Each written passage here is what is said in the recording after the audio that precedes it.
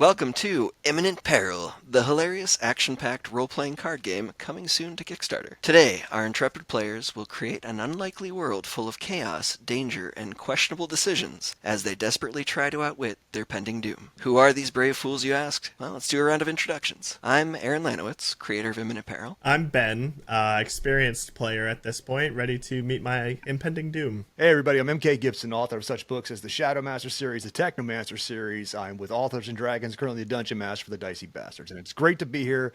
I've known these guys for years. I was there for the prototype. Oh, and I also work on the game. I'm Andrell. I helped create the game. I am just here as a seat filler this time round. My first time being recorded.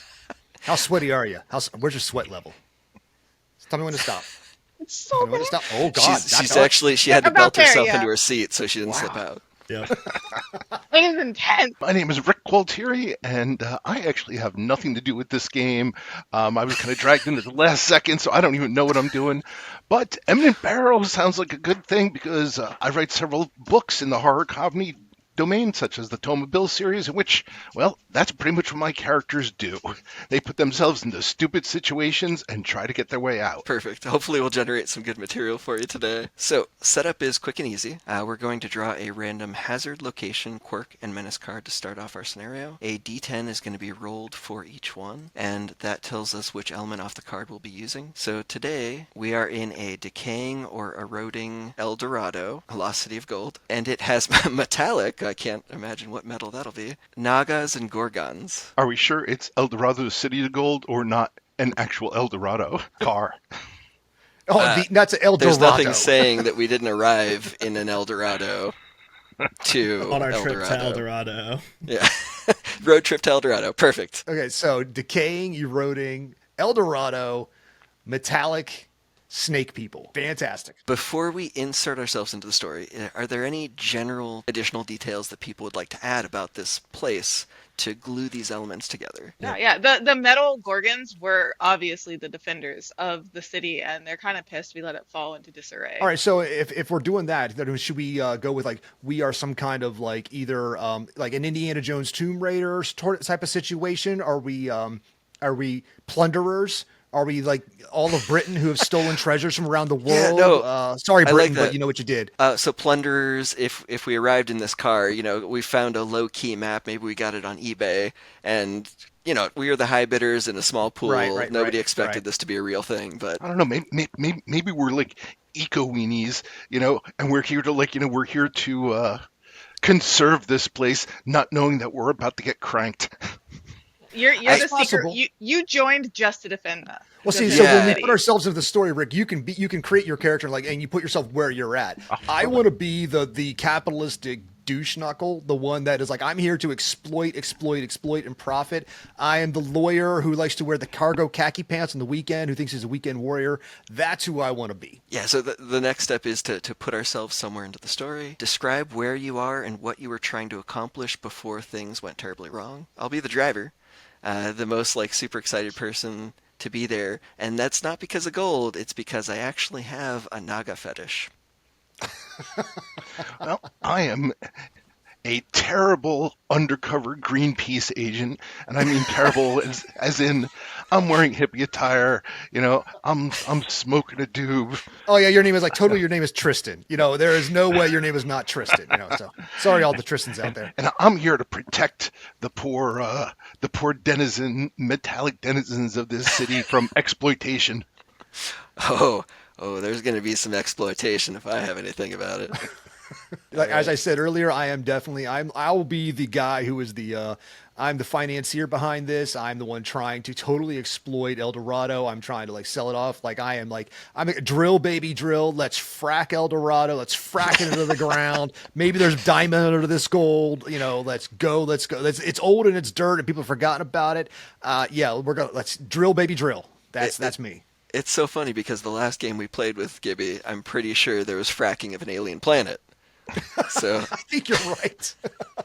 All right, Andrell, Ben, what do you got? Well, I am a film student who's looking for his next big break.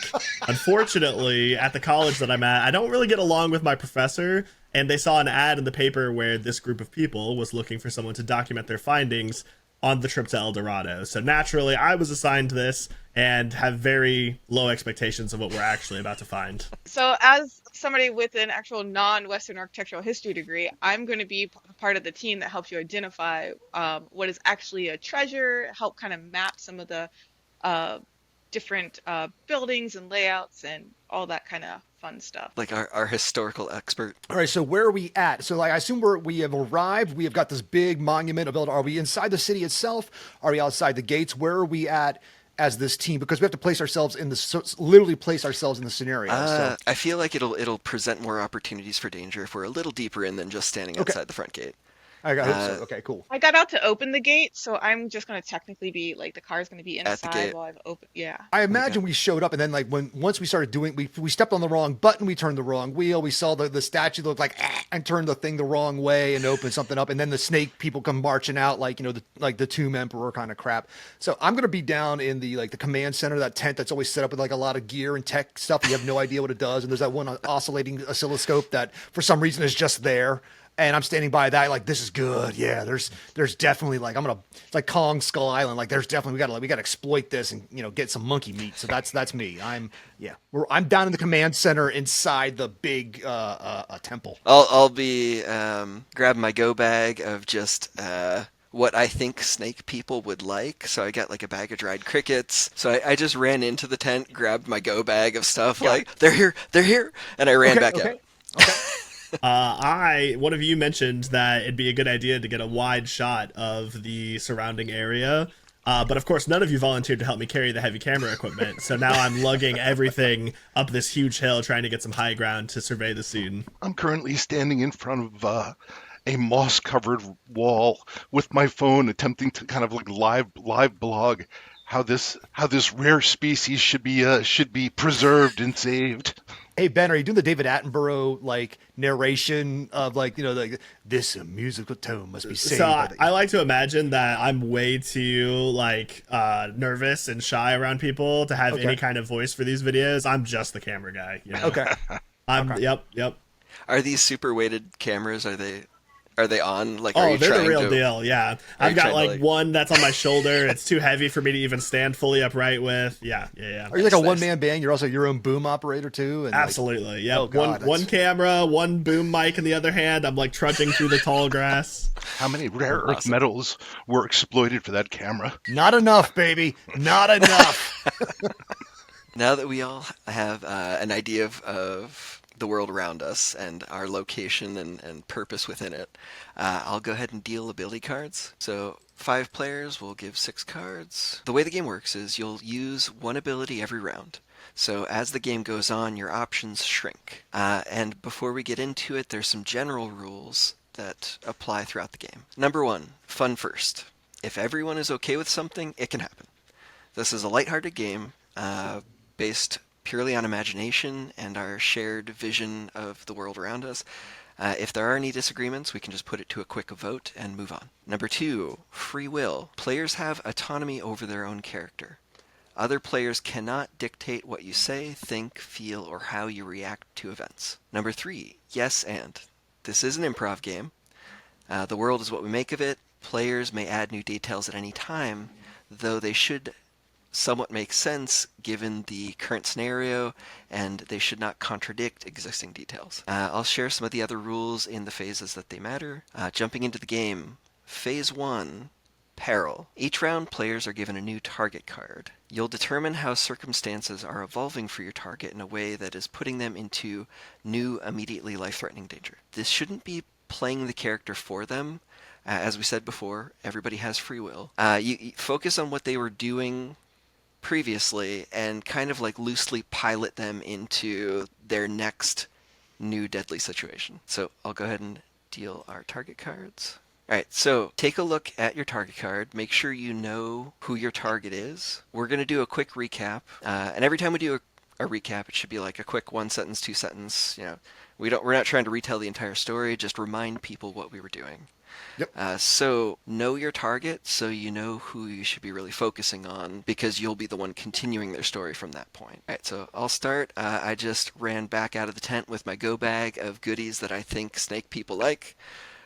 Probably without a lot of forethought into how that might make them feel. I am currently lugging a bunch of camera equipment up a very tall hill to get some high ground view of the land that we're in. I am down in the command center in the tents, and I am looking through the monitors, trying to figure out where is all the riches, all the ore, all the deposits, and all the things we can exploit. I am at the gate, closing it after we've got all of our equipment through and are unpacking it. I am currently crawling through the underbush because I spotted a new and interesting looking venomous type of spider, and I'm trying to make nice with it. Does everyone have a firm idea of what their target was doing? So you're going to create some new situation. There's no restrictions on to what you can do. You're basically the editor, writer, and narrator in this particular situation.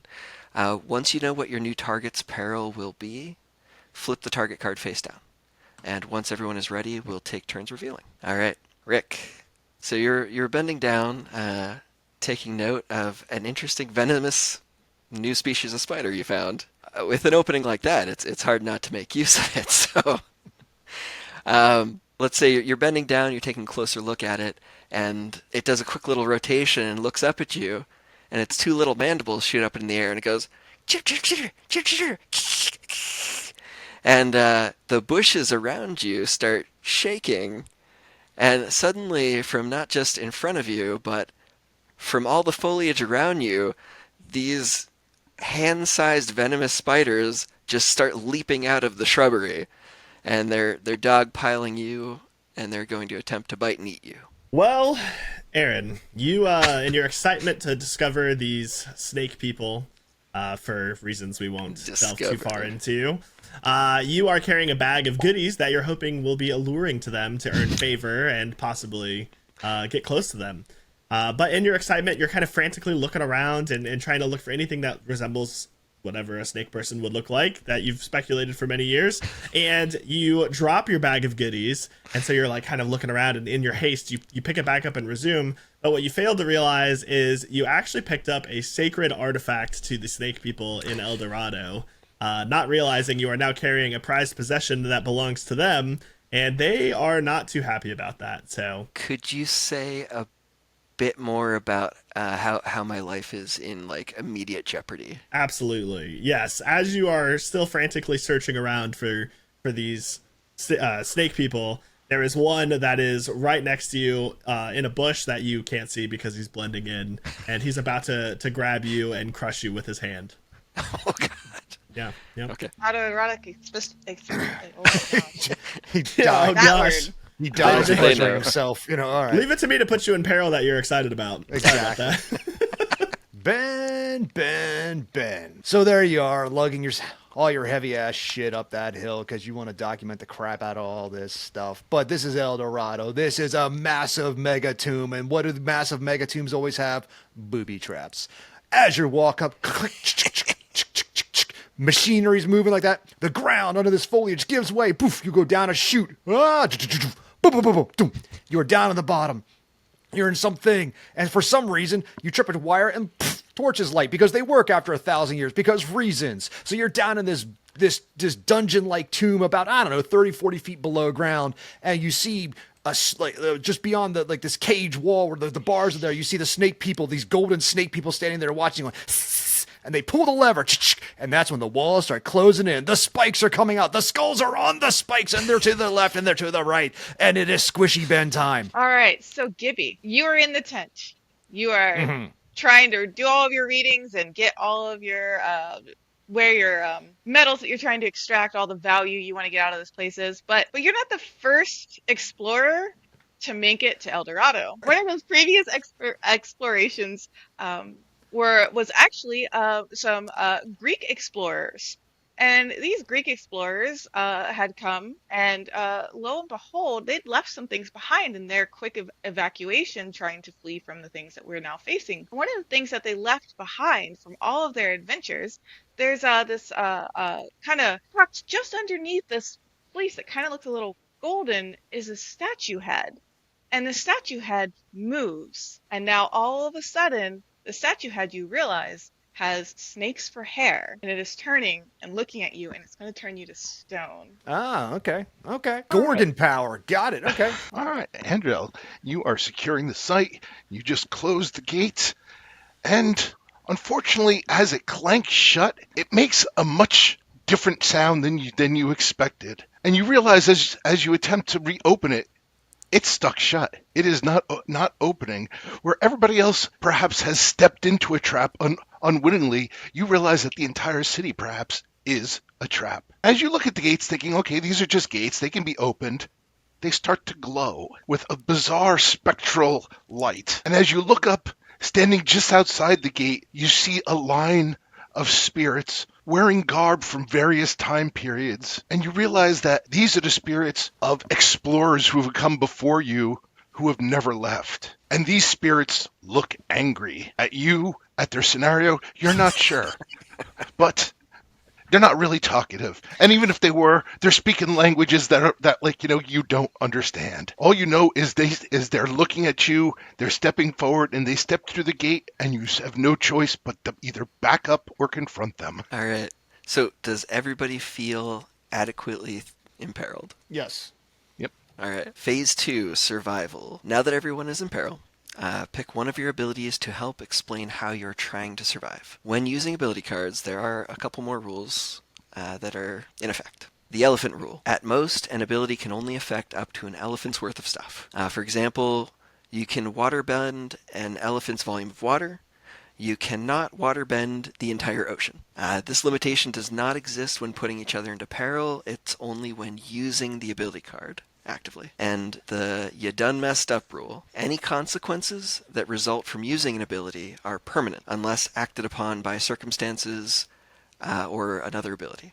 So for example, if you shape changed into a honey badger to survive a swarm of bees, now you're a badger. Deal with that. Abilities you used in a previous round cannot be activated again to save you this round. So say this was the second round.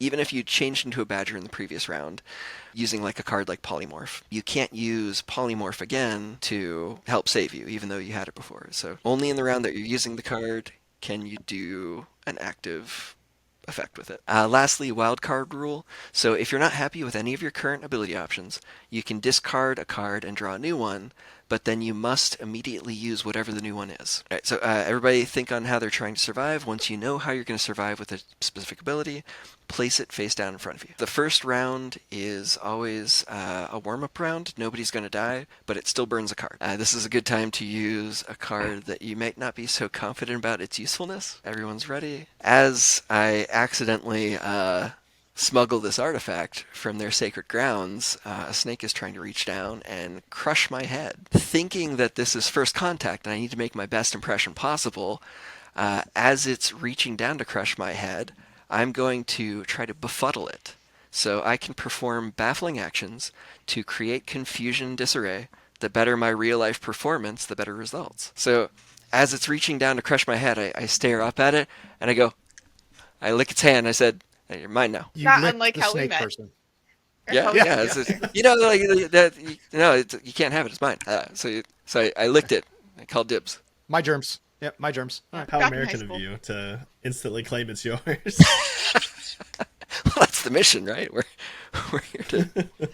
All right, so I have classic rookie mistake, fallen into a pit with enclosing spikes and gotten myself trapped almost immediately in our venture. Came through the gates and I'm already trapped myself. And of course, none of you are overly concerned with what the camera intern is doing off in the distance. So it's up to me to use my power of wild growth. I can make plants grow to monstrous sizes and animate them. So what I'm going to do, right, we're in this lush kind of like tall grass, jungle, vines, is I'm going to take the vines and the tall grass and all the vegetation from above the pit where I fell in and have it grow and reach down to me, and I'm going to grab it in a moment of panic, and it's going to hoist me back up and out of the chute that I fell into before I'm squished to death and spiked. All right. Andrell decided that the people that came before us were a bunch of Greeks, and she's trying to set me up to turn to stone. And, that's well done. Well done. Listen, I am a pretentious white guy, capitalist, world traveling rich guy. You know, my parents were rich and I got into Princeton on my own merit, I might add. You know, that was just because my dad and my granddad and my great granddad went there. Doesn't matter. You know, and I've been around the world, baby. All right, I've been to Greece and I've done my ninja assassin training. You think this Gorgon, please? I paid for this stuff to be trained. So when this Gorgon comes at me, right there, I already had a ninja star ready to go. I've already severed its head with my the fan. I keep to keep the fleas and the poorness off of me. I already sliced its head off before. Like, you don't think I've seen Clash of the Titans? This Gorgon didn't stand a chance. So yeah, I ninja assassin training saves my life. So as these ghosts of explorers who have come before us are basically trying to drag me into their afterlife with them because they're jealous of what I have being alive. I'm going to actually use shadow manipulation so I can control and extend darkness as if it were a solid thing. And I'm going to take all of the shadows around me, and I'm actually going to use the shadow to grab the other incorporeal things, right? Incorporeal shadows, incorporeal spirits, and have it drag them back to hell. Yeah. All right. Well, for me, let's be honest. This is not the first time, with dangerous spiders closing in me. This is not the first time I've tried to save an endangered species, whether or not it wants it. So, as a master of disguise, I've seen similar species. I know what spider queens look like. So I'm quickly grabbing branches and dirt and stuff, and I'm I'm adding extra arms with twigs. I'm gluing rocks to my head as extra eyes, and I'm skittering on the ground so that they accept me as one of their own. I like to think you're doing the Uhura fan dance, but for spiders, seducing the spider queen, I appreciate that there was that theatrical element added to the yeah. All right, so phase 3, resolution. We're going to need to vote for who we personally think is least likely to survive based on their peril and how they use their ability. You won't need to justify your choices. This is based strictly on personal opinion. And to prepare for that vote, we're going to go around and do a brief recap of what each of us was doing to survive. This is kind of like talking to the jury. This is the last opportunity to spin your story as best you can to sway your audience not to vote for you, but also try to keep it brief. I'll start. As the snake person was reaching down to crush my head in fury, I tried to lick its palm and make first contact, as my research books taught me, with my tongue. With my tongue. First and hopefully not last contact, I guess is what you're hoping for. All right, I fell in a pit and was trapped and about to be spiked to death, but I used my power of wild growth to have the plants back up topside, come down into the hole and grab me and pull me to safety. I use my ninja assassin training to behead the would-be Gorgon that's trying to kill me, so I could go back to being cruel and capitalistic. I use shadows to drag away the shadowy spirits trying to drag me away. I disguised myself as a giant spider to fool them into thinking I was one of their own. Once you know who you'll vote for, pick up a token. Don't place it yet. Once everybody has a token in their hand, I'll say 3, 2, 1, drop, and we'll place them down in front of the person that we voted for. Oh, and you cannot vote for yourself. Sorry. All right. 3, 2, 1, drop. Well, luckily, this round was a warm-up. So that would have been my end. But luckily, I squeezed through by the skin of my tongue. And on to attempt number 2. So every round, the me first will shift to the next person down, so it's not the same person starting every time. I will deal targets. All right, so look at your target. Now, for the people watching at home, Aaron, this is not the game will be digital, or there'll be a card game in their hands one day. One day, soon, Okay. via Kickstarter. I don't know if you mentioned at the beginning of the thing that the Kickstarter coming soon will put this game in your hand to play with your friends. Yes, the digital world exists, but you can play with your friends in your hand and own the bloody game, and it is awesome. Yeah, We so have dice, every card but we that you have see, physical cards. every card that you see in glorious 2-dimensional 1080p detail, one day could be in your hands. Slightly thicker than the 2 dimensions that you see before you. Slightly. Or infinitely. All right. So we got new people, right? Yes, new targets. Take a look at your target card. Does everybody remember what their target last said they were doing, or would folks like a recap? No, I think I know where everybody's at. Okay. I'm good. Hey, Aaron, when you lick the person, where were you at? Were you up on a hill? Where were you? Where was your licking happening? I pictured it kind of like just towards the entrance. Okay. They had a lot of decorative stuff, and I was picking up, thinking that this was good stuff for me to impersonate one of a people of their culture. And turns out one of that was restricted. All right, I'll get us kicked off here. Okay, so Rick, you somehow managed to disguise yourself as a queen spider, and these other spiders have come to accept you as their leader, and not only that, are starting to crawl on you and embrace you, and really just are so thrilled to have you. Unfortunately, while we do know a little bit about these venomous spiders that you've spotted, less is known about the Gorgons, right? That we're now encountering. And it just so happens that their favorite snack, the main food that they prey upon, is this spider species that you have discovered. So now you're sitting there embracing your new spider family, and a hungry Gorgon has just crept up behind you and is licking its lips like you are the best meal that it's seen in weeks. All right. Hey, Aaron.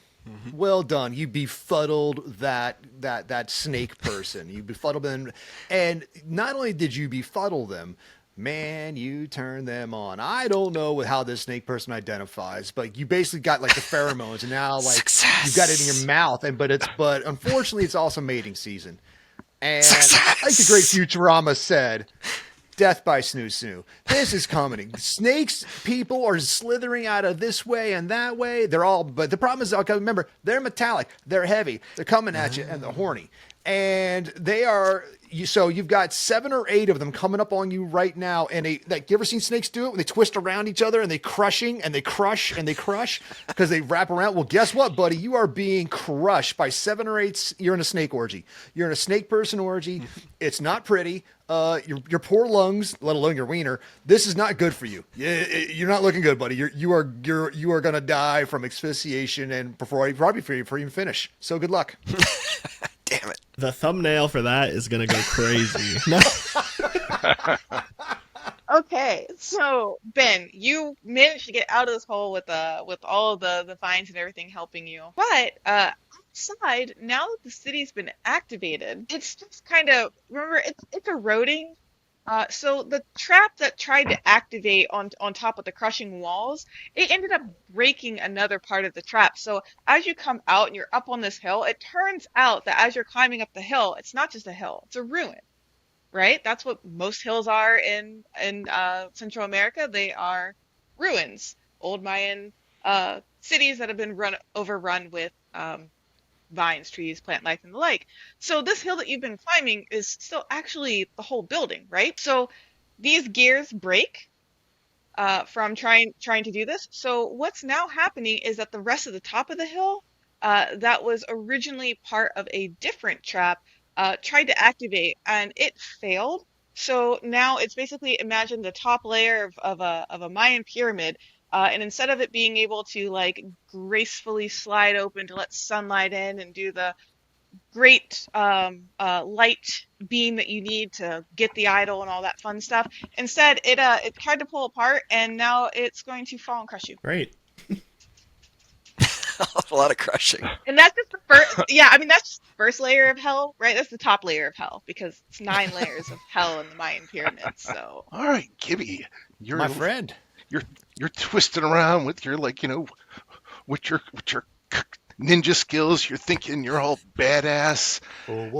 Except the snake people are sitting there. They're not really impressed by your country club foo.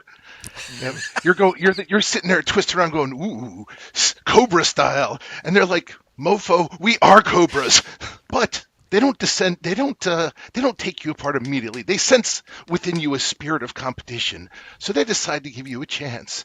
As a chant begins, 2 snakes enter, 1 snake leaves. 2 snakes enter, 1 snake leaves. As they gather around you, and their snake champion slithers out to face you on one-on-one combat. But before the fight begins, he decides to make it interesting. He opens his eyes wide and activates his Gorgon powers, but doesn't turn you to stone, no. He turns your shoes to stone. So now you're stuck trying to do kung fu wearing cement loafers. That's Love amazing. it. Love it. And I was probably doing like very racially insensitive kung fu sounds, so I probably deserve this. I probably do. All right. Andrell, you successfully thwarted the army of spirits, but you notice around the perimeter a couple of snake people are kind of like running towards you, waving their arms, shouting something that you can't comprehend, but they don't look afraid of you or angry at you. They look afraid at what you've done. So it turns out that all of these lost explorers and looters whose lives were taken in this temple area, they were turned into a perimeter guard of sorts. For their trespasses, they were forced to serve the El Dorado as protectors. And with them gone, it's allowed a demonic force that's been dormant for a long time to finally breach the walls. Picture this huge, like, trees are fracturing as something moves through the forest around you and breaching the perimeter of the trees and starting to crush through the gate where you'll be trampled is this giant demonic warthog, a species that loves snakes. Snakes are one of the standard delicious treats for warthogs, and kind of like Princess Mononoke, just demonic strings peeling off of it, bloodshot eyes, trampling through you as it tries to get to its meal. All right. All right, so pick an ability. Once you know how you'll survive, put it face down. All right. Well, after successfully evading the trap that I had fallen in, it seems another piece of the ruins, another trap is activated, and now heavy debris and rocks are going to be collapsing on top of me and crushing me. I feel bad for you. You got out of there just for more like Debris to come after you, brother. I'm sorry. The only thing more crushing than the debris is my low self-esteem and college debt. You know what I'm saying? But the crippling student debt. yeah. But luckily, I have the ability to create an alternate universe swap where I can replace something with a different version of itself from an alternate universe where things are different. And in my moment of panic, they say your life flashes before your eyes right when you think you're going to die. And for some reason, my favorite snack food came up, and that was gummy bears. And so in my brain, I've now accessed the gummy bear dimension where it's pretty much the exact same thing as our universe, just everything is constructed with gummy bears. And now I'm about to be crushed by soft, pillowy, squishy, delicious gummy bears. And for those of you watching at home, you can help Ben with his student loans by supporting this game. I think I should send him gummy bears. I was say, yeah, or just send me gummy bears. Like either way, I'm kind of cool with either.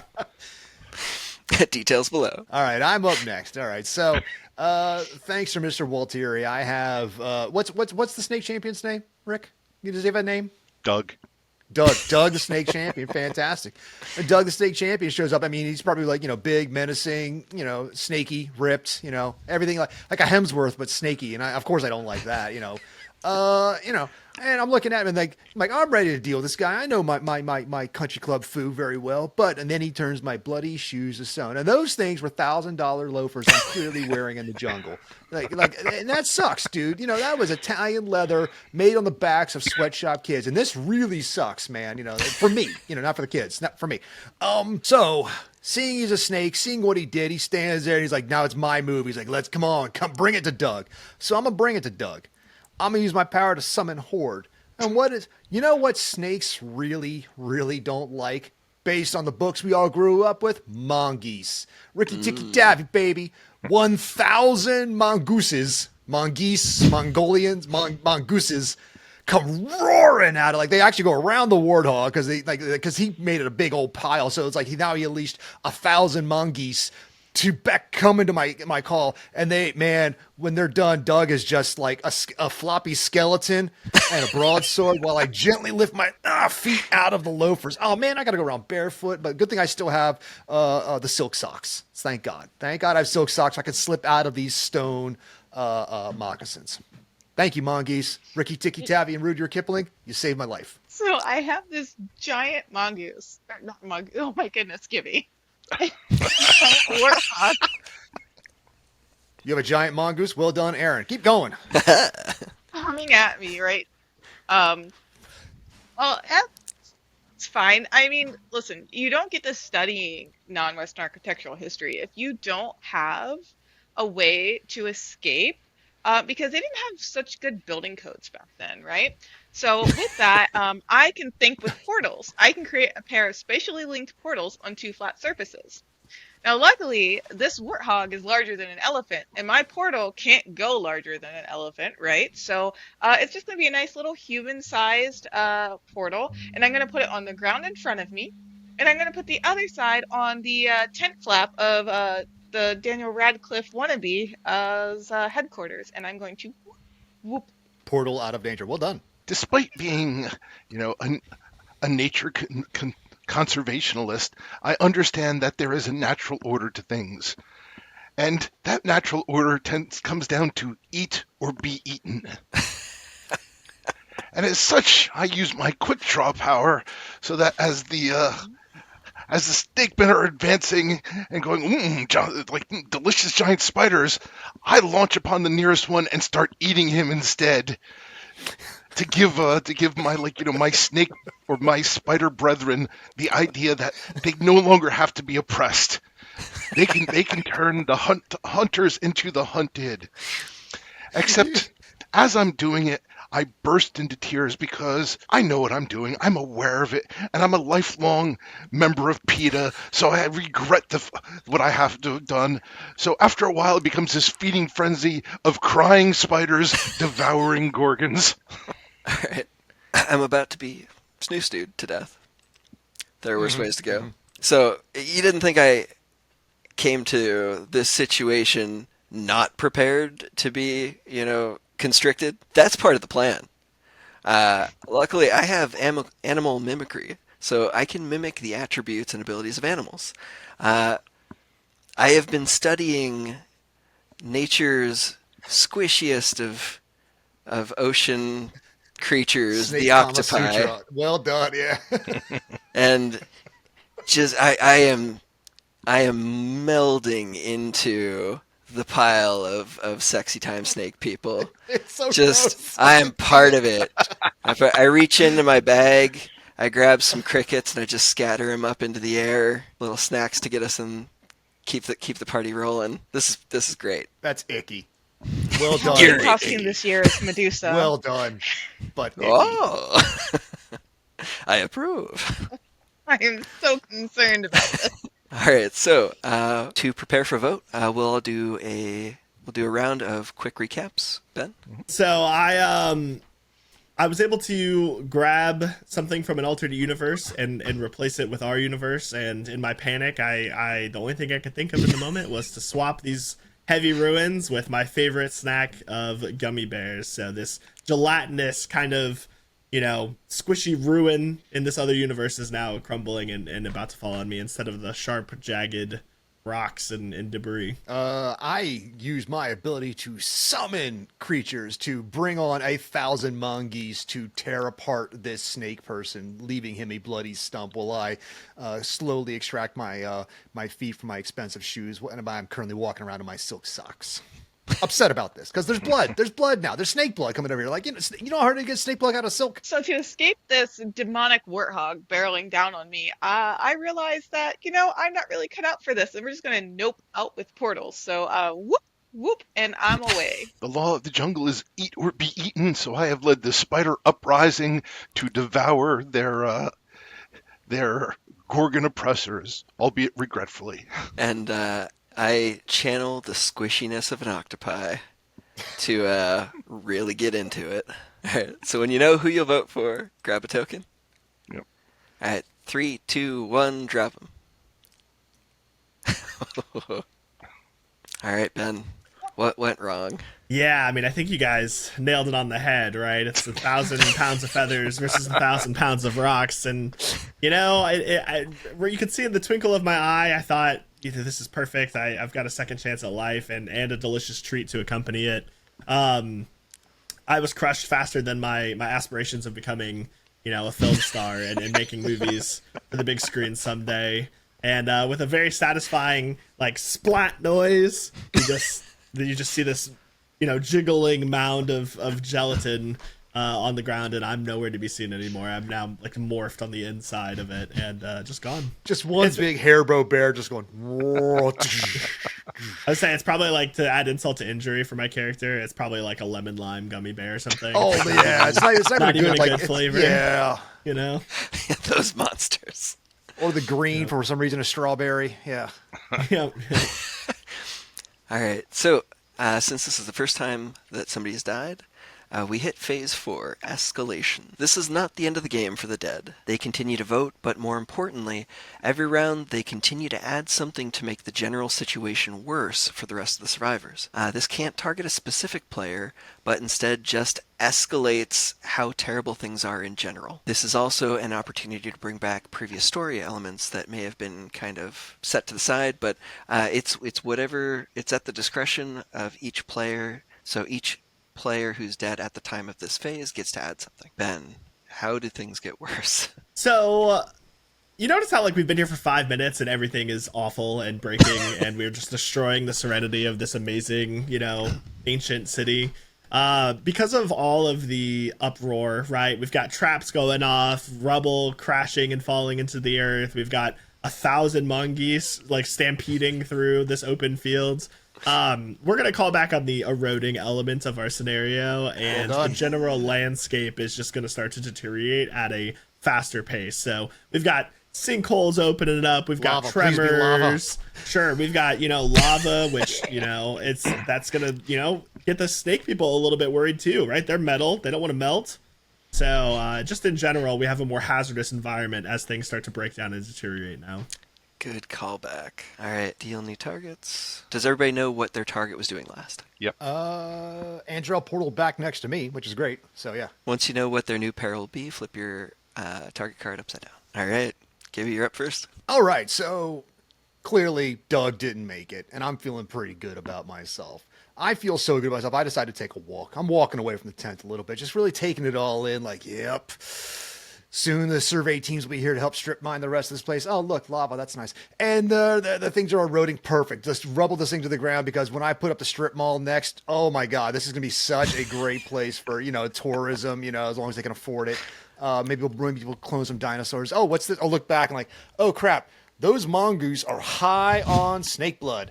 Wow, they really, they are just, and they're still feral. They're still there. There's 1,000 mongoose, and I walked away and I summoned them because, they're not looking at me at the moment, but they are looking at the next nearest human person, who's Andrell, who's back in the tent flap, standing around the oscilloscope that was in there, and for some reason that high pitched sound is driving them bonkers. Oh, there's a murder spree in these mongoose size who are now high on Doug blood, and yeah, they're coming for you, Andrell. 1,000. Coming for you right there. All right, Rick. You have taught the spiders to consume these snake people. These snake people that are made of gold. Spiders did not evolve to eat this gold. So these spiders all now have upset tummies and they are letting out some really terrible sounds as all of a sudden their stomachs unable to digest it, right? So like they tried to put their teeth in and they're sucking it through the venom, and now all their venom sacs and their stomachs, it's all full, it's all stopped up with gold, and now they explode all around you, and that's when you discover that their blood is acidic. I love it. Aaron. So you're using your octopus powers to get into this, into this embrace, and it's going really good. You're both getting into it, and then the earth shakes, and you think for a moment that it's just for you, but no, the earth actually shakes, and a sinkhole opens up beneath you. It's not a deep one, only about 10 or 15 feet, but you land down there, and you look up, and the Gorgon who's unsatisfied, who's not quite finished, he whistles and calls a bunch of his friends over. And soon, you're surrounded. They're all on the edge. They look down at you, at your writhing form, and they start jacking it. Dear God. And at first you're like, okay, fine, I can deal with this. But then one of them screams, he's like, oh yeah! And you feel something really sharp sliced through your cheek. And you realize that these creatures are made of metal. And as they're about to bukkake you, essentially with a million razor blades. This was not in my research. Oh my, Gibby. What up, bro? You're walking away from your little stone boots, pretty happy with how Yep. things went. You won the fight. Those mongoose are somebody else's problem. But as you're walking away, getting a lay of the land, you feel like the dirt get really muddy and soupy and start like squishing up between your toes, and you're sinking deeper and faster into the ground. It's not quite like quicksand. It's super sloshy and wet, but you start to see bubbles and you start to feel it get really hot. So as the volcano is trying to finally make its way to the surface and release some of the pressure that's built up for so long, you find yourself in a flash boiling kind of quick mud pit that's about to geyser out some lava hot gases. I'm prepared to die by like lava. Basically, a lava burst is coming up underneath me. I love this. I love it. And just a reminder, if you don't like any of your options, you can discard and draw a new random card, but you have to use that card. Gibby, you're up first again. All right, fantastic. Again, Nagas, Gorgons, come at me, please. I'm just trained by ninja. You know, country. We do this on the regular. You know, and then Doug, please, come on, man. You don't think I'm ready for Doug and like in his mongoose like that? And now we got lava pressure coming up, ready to burn me around, baby. There's a reason I came packed with picokinesis. I activate my lava kinesis, and all this pressure and all this lava and all this stuff coming up. I just say nope, and I just push it. It comes up, sure, to the other direction, and all the heat and everything vents over towards. It starts to melt Ben and the gummy bear into this pool, fusing them into one goopy mess. And I look at him like, if he had survived, I was going to pay for his school. No, I wasn't. I was going to exploit him and use all his found footage and turn it into the next Marvel movie. Oh my God, if it do shaky cam like that. Anyway, that's someone else's problem. I'm going to walk over here and see what's going on over this side. Cause gold. I'm going to go look at some artifacts, some treasure over on this side, and just kind of casually just walk away. Thanks to thanks to my lava kinesis, as I am safe and full of myself. Yep. That's what I'm doing. Not only did I grow up loving Ricky Tikki Tavi myself, I loved them so much, I actually had ferrets. So if there's anything that I know, it is how to entertain polecat-esque creatures. So I'm going to use a self-constructing toy set. I have a magic toolbox with an endless supply of small modular parts that can self-assemble into structures and machines. And I'm going to make a theme park, an amusement park of rides to endlessly entertain them. Tubes and knots and buckets and things to climb and slide ramps to go down and a ball pit. It's if you were a Marsupial, you would love it. Well, as a conservationist, I understand. I did a little research on the area, and even as the spiders explode, and I realized their blood is acidic. I remember the ground in this region has natural sodium bicarbonate deposits. So using my druid powers, I call upon them, absorb them into me, and become one with the Alka-Seltzer as I dispel the acid and neutralize it. As I'm about to be showered with an unexpectedly unpleasant barrage of sharp razor Bukake, semen. as one might say. So yeah. Luckily, in this area, there is a food chain that we've fairly clearly established, and everything feeds off of something, including, as these snakes have had centuries upon centuries of orgies, something is learned to take the mess and consume it. So summoning a swarm, I can summon up to 100,000 allied creatures no larger than a bee to aid me. These little, slightly paler gold roaches pour out of the walls, and seeing where their next smorgasbord is going to land, they cover me. And before the razor blade shower even touches my skin, they're already reaching out and grabbing little pieces and devouring it to reinforce their carapace. And I'm uncomfortable, but okay. A new cockroach species, also known as your mom. All right. In preparation All for right, voting, I started we'll off with lava do kinesis. Yeah. Yep. Yep. Lava kinesis. I lava bended my lava away to go melt poor Ben's corpse on the gummy bear. It smells delicious. It's hot gummy bear. It's sweet. It's sticky. It's what everybody wants. And I'm over pilfering some random gold. Yeah. I used my self-constructing toy set to make the Six Flags for mongoose to entertain them, to drive them away from wanting my blood. I leached all the natural sodium bicarb from the surrounding soil and combined with it to neutralize the acidic spider blood. And after that first shot that grazed my cheek, naturally the scavengers of this realm pour over me to intercept their delicious meal. Yeah, once you know who you vote for. All right, 3, 2, 1, drop them. Oh, no. Dang it. So, in Imminent Peril, when there is a tie, all the players die that tied. Andrell, do you know what went wrong, or do you want a moment?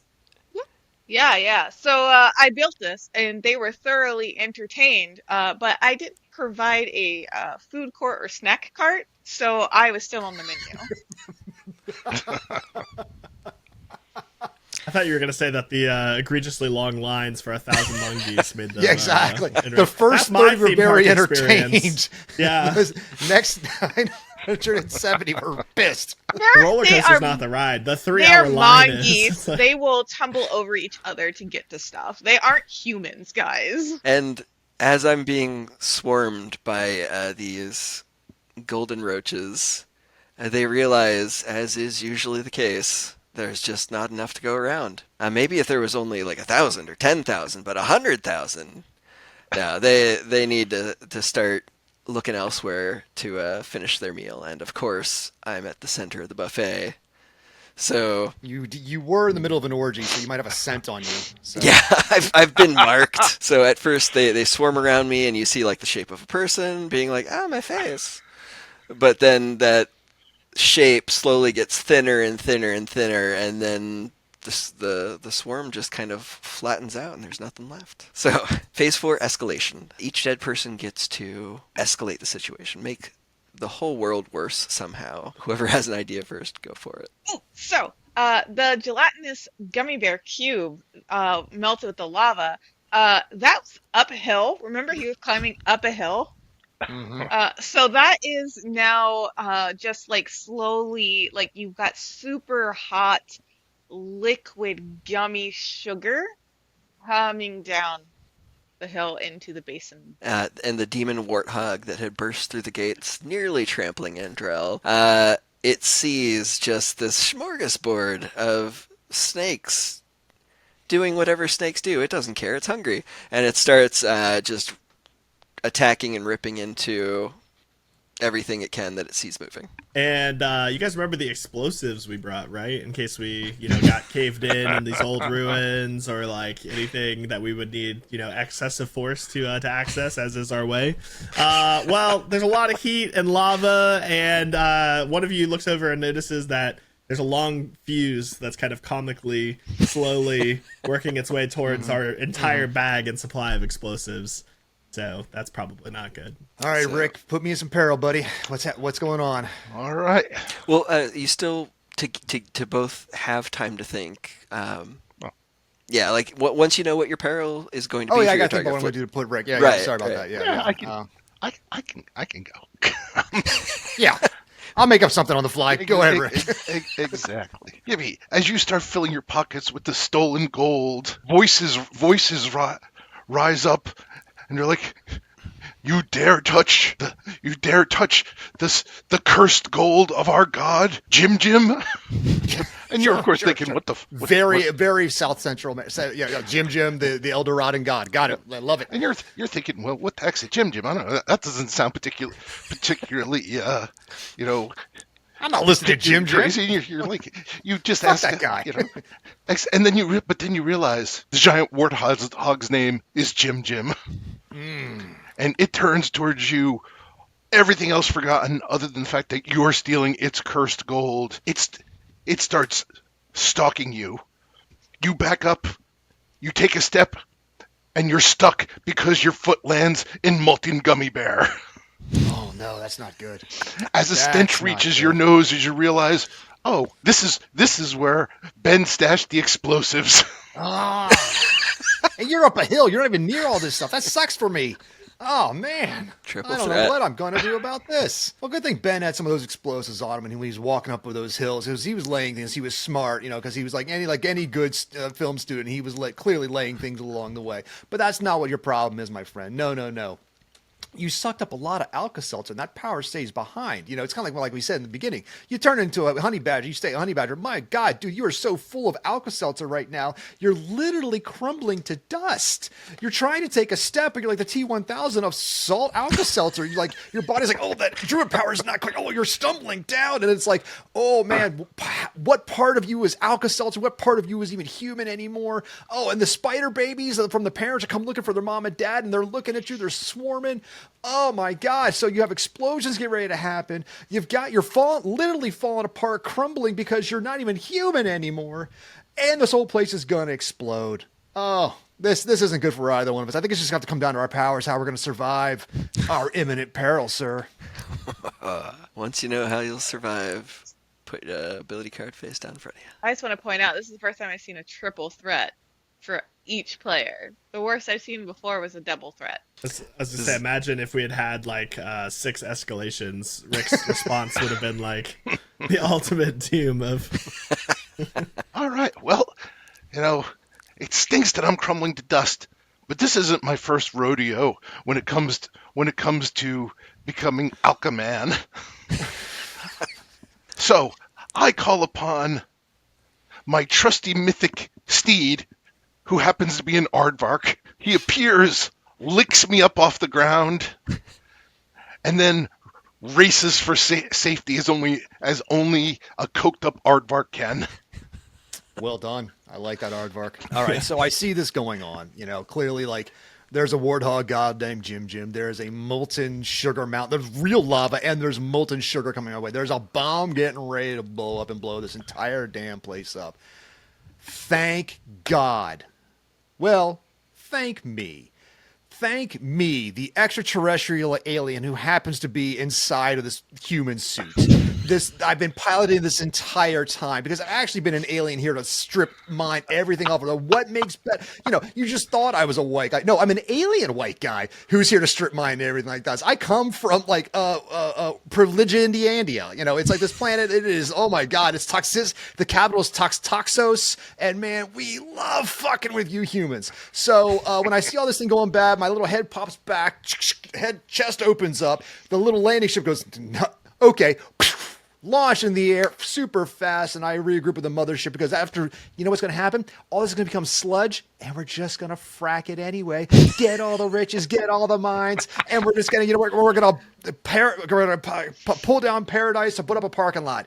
Baby, aliens away. All right, so Okay. obviously you guys would only vote for each other, so it comes down to the 3. I'm still going to grab my vote and put it on Rick now. I'm just going to do it. Yeah, sure. 3, 2, 1, drop them.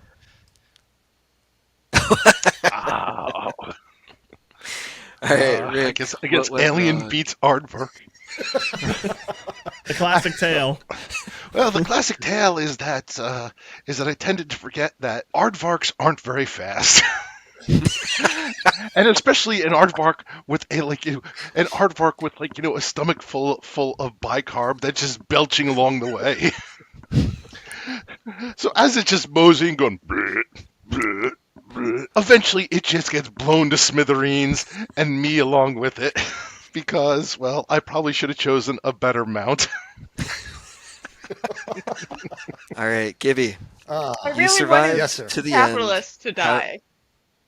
Oh, I did too. Juice. I was waiting to die because I You know had how these things go, though. The Oh, capitalists dude, always win. I was playing the Right? bad guy on purpose. I love playing the heel when, like in wrestling, I love playing the bad guy. But for the sake of the story, it gets worse. So not only did I go up to the mothership, I brought up all the data with me because of my little backup thing. And they're like, "Oh, these freaking idiots! Did you get another team? Oh my god, I got this Greenpeace guy, I got this horny snake guy, this film student, and this girl who studies architecture. Like, what are you gonna do with with that job? Oh my god! Start you work in architecture? No, you're probably going to make a game on the side. You're not actually going to do anything with it. So I put together another team. We're going to go after. The Fountain of Youth next. That's our next plan. I'm gonna do the exact same thing with the next team of fools. Oh, and by the way, we're definitely gonna strip mine all the metals like that. And after this, we'll move on to the next planet. But my God, these guys are so much fun to murder. Oh yeah, dude, Warthog God, it was so crazy. I pissed off their god. He couldn't even stop me. So that's how the story ends with evil alien corporations, cyberpunk despot future winning. So yeah. I expect to see this character again in a future game under the guise of a different. All right, so that was Imminent Peril. What'd you think, Rick? I thought it was a lot. I thought it was a lot of fun. It's as far as party games go, I dig it. Does anybody have any final words before shutting down the video? No, I just want to say this for any of the audience who's still watching at this point. Listen, man, I got to meet these people a couple of years ago at Authors and Dragons Con. I met them again at the second Authors and Dragons Con where they had a prototype deck. I got to play it for the first time there myself. I've been working with them ever since then. I've been watching this game evolve, become better, and we're all contributing to it. So when the Kickstarter happens, just make sure you back it. This is a great thing to have in your house and your friends because it is a blast just to break out with people and you get to see the creativity and all the weirdness come out, and everybody does even because dying is fun. Winning's better. Just not gonna lie, but dying is also fun. I was just gonna say the real peril all along was how close this mimics real life. Capitalist on top, film student on bottom, literally of a giant thing of Jello. It's like it's all right though. We'll make it through it one day at a time. The real peril is we were the monsters all along. Yeah, look what we did to El Dorado. I mean, come on. All we did was kill things, blow things up. I don't know. Aaron made things happy.